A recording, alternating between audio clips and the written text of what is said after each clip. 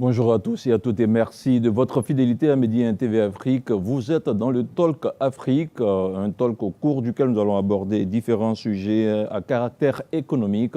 Et pour aborder ces différents sujets, nous avons ici avec nous en studio Arsène Yapi, journaliste économique au Journal de l'économie à Abidjan. Arsène, bonjour. Bonjour, Koné. Merci d'être avec nous. Je vous en prie. En face de Arsène, nous avons l'honorable Mbassou Abass Ouattara, député de Yopougon, pardon. Honorable, bonjour. Bonjour. Et Bonjour, merci d'être avec nous. Merci. Nous allons sans plus tarder partir avec le premier sujet. En Côte d'Ivoire, le gouvernement a décidé de limiter l'âge des voitures importées. L'objectif de ce décret est de limiter, entre autres, les accidents de la circulation. Dans la capitale économique ivoirienne, automobilistes et garagistes réagissent à ce décret. Je vous propose de suivre ce reportage réalisé par Famadione et Romuald Dago. Le décret diffère selon le type de véhicule et l'activité commerciale auquel il est affecté. 5 ans pour les taxis et 7 ans pour les minicars et les camionnettes. Pour les autorités ivoiriennes, il s'agit avant tout de réduire les gaz à effet de serre. Vraiment, c'est une décision qui n'est pas sage. Parce que d'abord, les taxes douanières sont montées. Et lorsqu'on nous dit que les véhicules de plus de 10 ans ne doivent plus entrer sur le territoire ivoirien, vraiment, c'est une mauvaise décision. Parce que on doit baisser les taxes douanières. Et de 2, il y a des véhicules de moins de 10 ans qui ont des moteurs qui ne sont pas vraiment, qui ont des moteurs foutus. Des véhicules qui fument. Par contre, il y a des véhicules de plus de 10 ans qui sont en bon état. Entre 16 et 20 ans, et c'est la fourchette d'âge du parc automobile ivoirien, vieillissant à hauteur de 75%. Pour ces mécaniciens, cette mesure impopulaire risque de faire vague. Quand le véhicule là vient, si c'est un peu chose, quand ce sont des voitures importées, nous, ça nous arrange parce qu'on arrive à travailler un peu dedans. Voilà. Donc quand c'est les nouveaux véhicules, là, en général, nous-mêmes les mécaniciens, c'est quand les voitures sont un peu vieux que ça arrive à venir au garage. Pour les véhicules déjà en circulation, les autorités ont prescrit une période d'exploitation de 10 ans. En revanche, la nouvelle mesure devrait entrer en application dans un délai de 3 mois. Alors, on vient de voir ce reportage réalisé par Famadione, honorable. Selon vous, à quoi répond cette politique qui vise à limiter l'âge des voitures en Côte d'Ivoire? Merci bien. Comme l'élément l'a précisé, il y a deux aspects à mon sens. Il y a l'aspect purement environnemental et il y a l'aspect économique. Donc l'aspect économique, il faut constater aujourd'hui qu'Abidjan est saturé. Pas avec des véhicules toujours en bonne forme, en bon état. Et ça crée beaucoup de désagréments à la population. Quand vous écoutez ceux qui sont intervenus, leurs préoccupations sont tout simplement d'ordre économique. Le premier, il dit que la décision n'est pas sage parce que les taxes douanières sont à un certain niveau et que c'est ce qu'il faut, c'est sur ça qu'il faut jouer. Mais les taxes douanières relevées ou rabaissées, ça regarde d'abord l'État dans la confection de son budget. C'est sur ces éléments-là que tout État bâtit son budget chaque année. Donc le gouvernement ne peut pas agir pour diminuer ses recettes douanières. Et le nombre important de véhicules d'occasion en Côte d'Ivoire est un danger pour l'environnement parce que l'élément l'a dit, il contribue à la pollution de l'air, donc à la réduction de l'oxygène dans l'air ambiant. Et cela n'est pas sans causer des sources de maladies. Et donc pour faire en sorte que finalement l'Ivoirien ne soit pas en bonne santé dans son pays au moment où de nombreux véhicules circulent avec beaucoup de fumée dans la capitale. Et pour moi, c'est une décision à saluer parce qu'il faut que de plus en plus nous nous rendons compte que le véhicule d'occasion importé n'est pas forcément source d'augmentation de rentabilité parce que le mécanicien qui est intervenu tout à l'heure l'a dit, quand le véhicule est neuf, lui ne gagne rien. Il faut que le véhicule soit dans un état piteux pour qu'on vienne le voir au garage pour que lui il gagne. mais ce que lui il gagne n'est rien par rapport à ce que l'ensemble de la population perd en termes de santé. Donc c'est pour ça que je pense que c'est une décision à saluer et il reste à faire une grande sensibilisation pour que la population ivoirienne comprenne réellement les enjeux de cette décision. Alors Arsène Yapi, comment est-ce que vous appréciez cette mesure qui, on le voit, ne fait pas l'unanimité dans le quotidien des Ivoiriens, sinon dans ce reportage qu'on vient de le voir? Oui, c'est sûr que chacun y va de ses intérêts.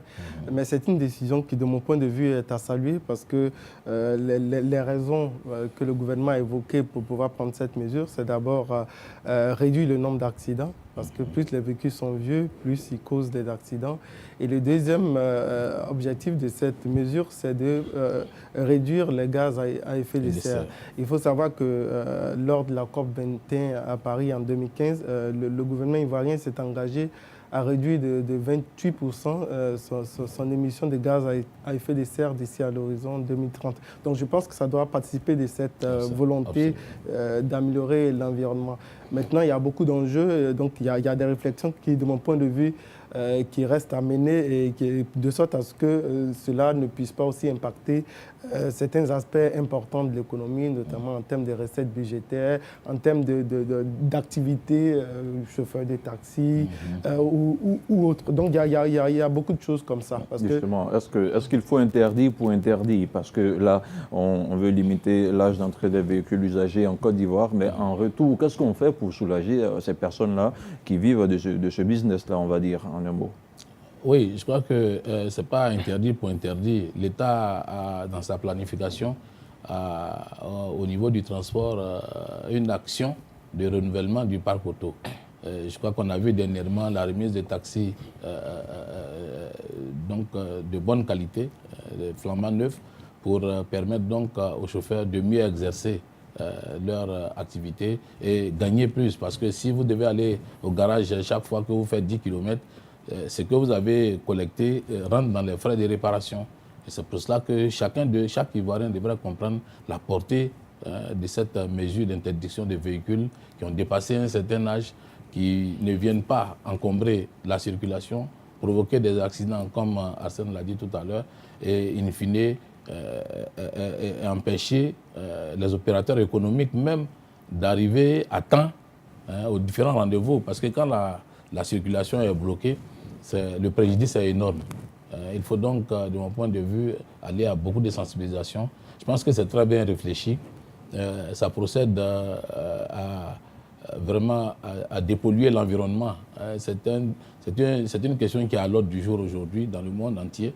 On parle donc de faire les mécanismes à mettre en place pour arriver à un environnement sain, un environnement des affaires assaini et donc à une bonne santé des populations. Alors, donc ce n'est pas interdit pour interdire à mon sens. Alors Arsène, dépolluer certes l'environnement, éviter les accidents de la circulation. À votre avis, est-ce que le gouvernement va accompagner cette mesure-là? Oui, c'est là moi, que se situent mes inquiétudes, parce qu'il y a beaucoup de mesures qui sont prises depuis un certain temps par le gouvernement, mais qui ne sont pas suivies. Je parle notamment de l'interdiction de fumer en public. Mais ça ne s'est pas suivi. Il y a beaucoup d'actions comme ça, mais il faudrait qu'il y ait un suivi. Parce que dans la mesure qui a été prise, le gouvernement a décidé de durcir les contrôles automobiles parce que la SICTA, qui est la société ivoirienne de contrôle technique automobile et industriel, qui a fait une récente étude qui montre que plus de 75% des véhicules en Côte d'Ivoire vieillissant à plus de 16 ans. Et 15% des poids lourds même ont plus de 21 ans. Donc c'est vraiment un véritable problème, mais en même temps qu'on cherche à y apporter une solution, il faut vraiment une solution qui est durable. Donc moi, la question que je me pose, quelles sont les mesures qui vont être d'accompagnement pour que cette mesure puisse être véritablement respectée? Des questions qui restent donc posées. Deuxième sujet de ce talk, nous restons toujours qui parle de voitures, parle bien entendu de carburant. Nouvelle hausse des prix à la pompe en Côte d'Ivoire depuis le mois de décembre, depuis le début de ce mois de décembre. L'essence et le gasoil ont connu chacun 15 francs CFA d'augmentation. C'est un reportage de Sandrine Bamba et Herman Dogo que je vous propose de suivre. À Abidjan et dans le reste du pays, Les prix à la pompe sont repartis à la hausse depuis le 1er décembre, à la grande surprise des automobilistes qui s'indignent face à cette énième augmentation en l'espace de quelques mois seulement. Le prix du gasoil et du super sans plomb sont passés de 580 francs à 595 francs, soit une hausse de 15 francs CFA. Ils font les augmentations anarchiques. Même personne n'est au courant de l'augmentation. On pense augmenter. Si on a augmenté le carburant, on va augmenter le transport. Ça ne nous arrange pas. Ça ne nous arrange vraiment pas. Qu'ils arrangent les consommateurs parce que vraiment, on n'en peut plus. Pour les usagers des transports en commun, la crainte de voir l'augmentation du transport dans la capitale économique ivoirienne, qui concentre près de 5 millions d'habitants, se fait de plus en plus présente. Ça ne change rien dans la vie de tous les jours. Quand on augmente, les prix augmentent, mais quand on diminue la pompe, les prix restent tels. On subit, voilà. Si le gouvernement eux-mêmes ne dit rien, non, on subit. Voilà. C'est les transporteurs qui subissent ça, mais les passagers aussi vont subir aussi les conséquences. Au 1er décembre dernier, le prix du baril de pétrole est passé de 58,27 $ américains, soit 32 100 francs CFA. La Côte d'Ivoire, qui a produit plus de 6 millions de barils de pétrole au premier semestre 2017, n'a pourtant pas échappé à cette nouvelle flambée du prix à la pompe. Voilà, on vient de le voir dans ce reportage de Sandrine Bamba que les prix à la pompe sont repartis à la hausse. Arsène Yapi, 15 francs CFA sur l'essence et le diesel. Quelle appréciation faites-vous de cette nouvelle augmentation ? Pour moi, c'est des choses que le gouvernement doit prendre le temps de beaucoup réfléchir avant de mettre en application. Parce qu'augmenter le carburant, ça a un impact économique important, mais aussi social. Parce qu'on est dans un pays où beaucoup de gens font l'activité de transport.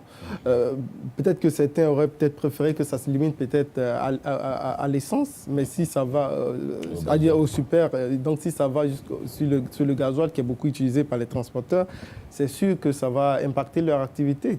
Et puis, comme le disait la personne que vous avez interrogée, quand il y a des augmentations, l'État est prompt à faire les augmentations, mais quand le prix du baril sur le plan international, sur le marché international diminue fortement, les baisses tardent à venir. En tant que journaliste, on est obligé de les interpeller souvent avant que cela puisse se faire.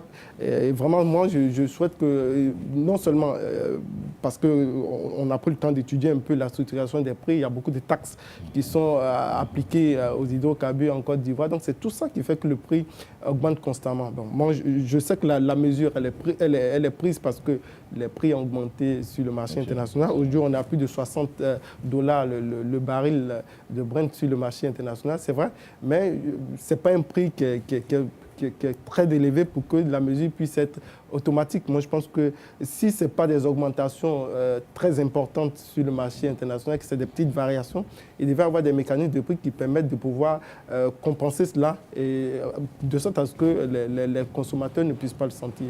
Parce que si ça augmente, c'est les produits vivriers qui vont augmenter, c'est le transport en commun qui va augmenter et c'est toute l'économie qui va commencer à subir l'inflation. Donc, vraiment, sur ce point-là, je souhaiterais que le gouvernement prenne le temps de réfléchir avant de prendre une pareille décision. Alors, M. Ouattara, on l'a vu, les prix sont repartis à la hausse, 15 francs sur l'essence et le diesel. Absolument. Alors, est-ce que le gouvernement, vous, en tant que parlementaire, vous avez été consulté?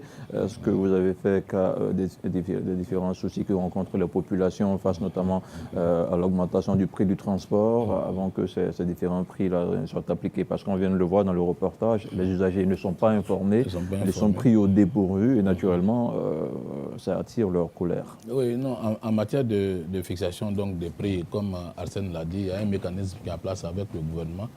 C'est vrai que le prix du litre donc, de gasoil subit un peu les fluctuations au plan international. Mais comme il a dit, je pense que s'il y a effort à faire, c'est d'abord, un, dans la sensibilisation des populations, dans l'information, mais de deux, d'aller à la recherche peut-être des taxes qui sont greffées aux hydrocarbures en Côte d'Ivoire, de sorte que quand le prix augmente sur le marché international, on agit sur un mécanisme pour réduire, pour ne pas aller automatiquement à l'augmentation du prix du litre du carburant dans d'autres pays. Parce que augmenter systématiquement, ça pèse lourd sur les populations. Et ça, personne ne vous dira que c'est avec plaisir qu'il va à une station quand il constate que le prix du litre a évolué, a augmenté. Et même après, quand la fluctuation revient, le retour, la baisse n'est pas automatique. Ça revient difficilement. Et même quand ça revient, les augmentations qui ont eu lieu à cause de l'augmentation du litre sur le marché, les commerçants aussi et les transporteurs, ils ne diminuent pas. Donc il y a une grande sensibilisation à faire entre les consommateurs et les gouvernants pour que chaque décision soit bien comprise et facile donc d'application. Si cela n'est pas fait, on ira toujours dans ce jeu. Vous voyez l'impuissance des automobilistes. Il y a un qui dit, bon, on fait comment? On subit tout le monde. Non, on ne doit pas subir. On ne doit pas subir, on doit aller, en tant que population, on doit aller à la recherche de l'information, attirer l'attention des gouvernements et donc, du pouvoir législatif sur les difficultés. Et nous, au niveau donc, de l'Assemblée nationale, nous avons 6 commissions permanentes. Il y a une commission des affaires sociales et culturelles qui est en charge principalement de ces questions qui touchent la vie sociale, mais aussi il y a la commission des affaires économiques et financières qui est outillée pour écouter la société civile, pour accompagner la société civile dans tous ces élans qu'il prend pour améliorer les conditions de vie des Ivoiriens. Il ne faut pas qu'on soit impuissant devant une augmentation, devant une situation. Il y a toujours quelque chose à faire, il y a toujours des informations à chercher, il y en a à donner, mais il y a des choses à faire ensemble, entre société civile et Parlement, pour que le gouvernement entende mieux accepte un certain nombre de choses. Pour que le gouvernement surtout entende mieux les propositions, les préoccupations des populations. Alors ce qu'on ne comprend surtout pas, c'est que la Côte d'Ivoire produit du pétrole, même si ce n'est pas en quantité suffisante, mais il y a un certain nombre de barils qui sont produits en Côte d'Ivoire. Pourquoi est-ce que l'État n'arrive pas à contenir ces augmentations au niveau international? Oui, mais le baril, le pétrole qui est produit en Côte d'Ivoire, est-ce que ce pétrole est raffiné sur place? Est-ce que ça sert au marché local? Est-ce que c'est suffisant pour pouvoir on va dire, juguler la demande en hydrocarbures pour les véhicules et tous les engins à moteur? Ce n'est pas sûr parce qu'on a une production, si mes chiffres sont bons, autour de 40 000 barils de jour.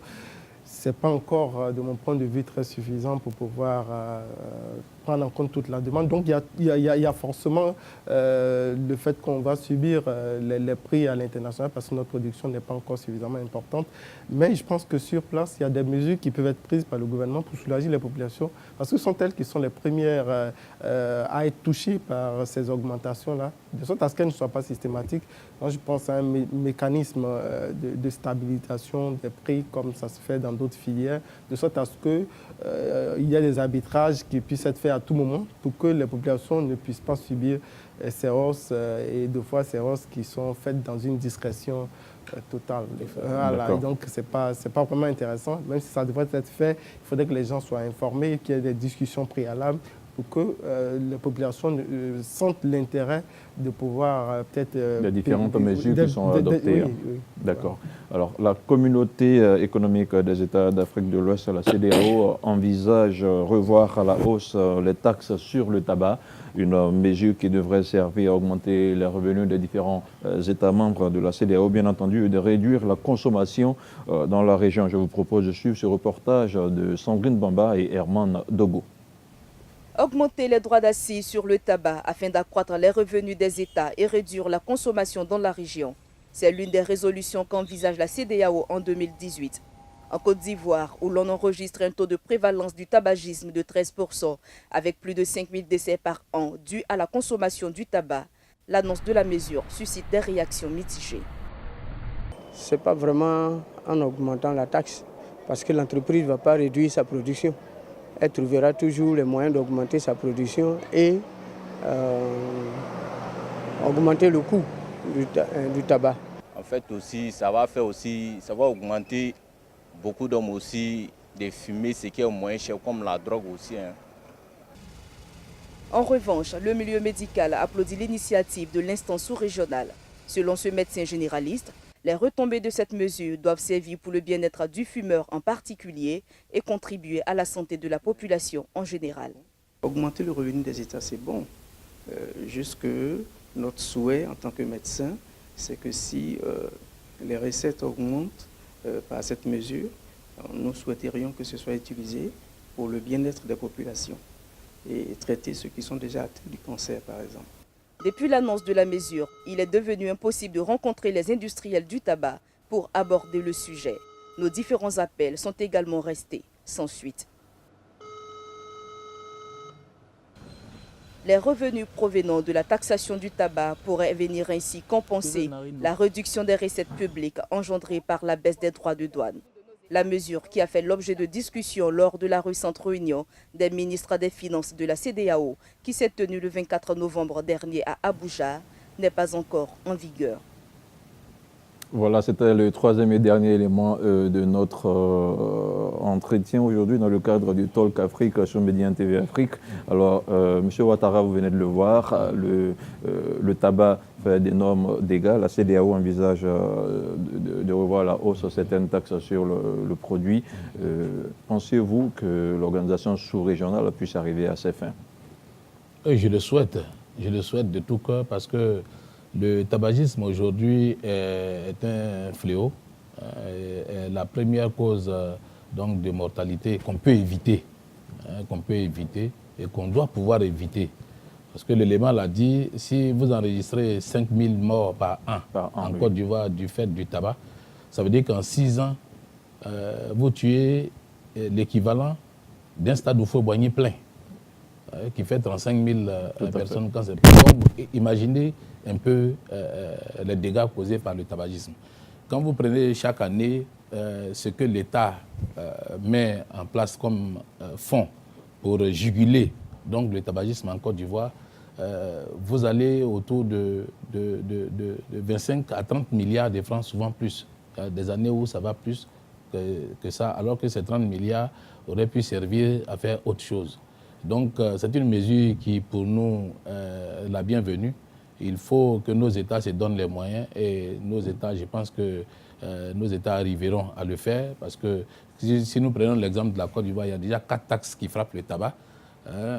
Et la dernière, c'est la parafiscalité qui permet donc de financer le football, d'aider le football à s'épanouir en Côte d'Ivoire, à se développer en Côte d'Ivoire. Oui. Mais vous voyez que le tabac et le sport ne font pas bon ménage, mais pourtant, on va chercher les ressources additionnelles dans l'industrie du tabac pour venir financer le football. Pour nous, c'est une mesure sociale d'abord avant d'être économique, parce qu'elle va sûrement amener l'industrie du tabac à augmenter ses coûts. Pour nous, c'est une bonne chose, parce que c'est une mesure sociale. Ça va empêcher les mineurs d'aller à la recherche du tabac. Quand le tabac n'est pas à portée des prix, ça diminue le nombre de consommateurs du tabac. Et comme c'est un fléau, ça va forcément amener un mieux-être dans notre population, dans la population ivoirienne. Moi, je souhaite de tout cœur que la CEDEAO soit ferme sur la décision et que les taxes, parce que ce que l'OMS préconise même comme niveau de taxes sur les produits du tabac, nos pays n'ont pas encore atteint. Il y a une marge que nos pays n'ont pas encore atteint et vivement il faut y aller parce que je vous jure que quand vous montrez les effets du tabac à un fumeur, il ne croit pas. Il ne croit pas parce que le tabac que nos parents ont fumé, ce n'est pas ce tabac-là qui est sur le marché aujourd'hui. Celui qui est sur le marché aujourd'hui est synthétique.